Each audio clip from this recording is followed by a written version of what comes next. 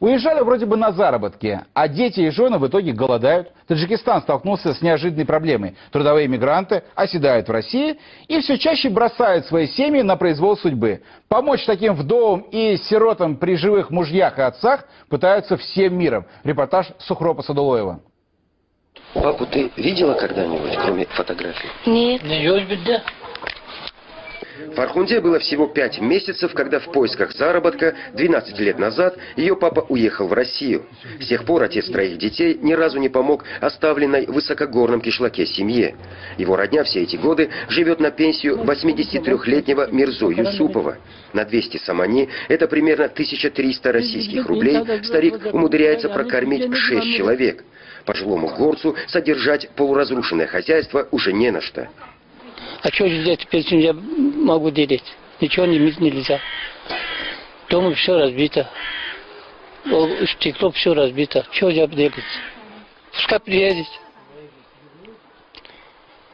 Скоро я умру, потом что сделать?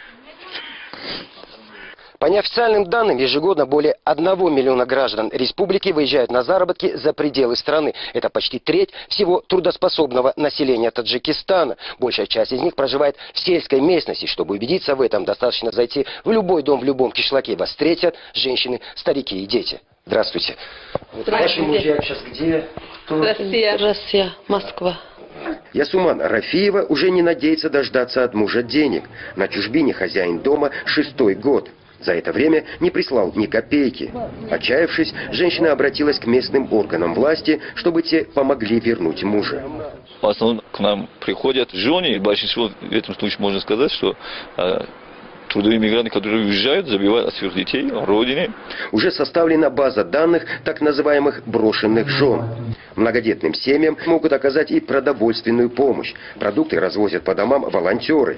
Отчаявшиеся женщины обращались за помощью и в госструктуры. Миграционные службы им объяснили, если их мужья легально находятся в России, возвратить их домой насильно никто не сможет. Нет правовых оснований. Ну а нелегальными мигрантами будет заниматься ФМС.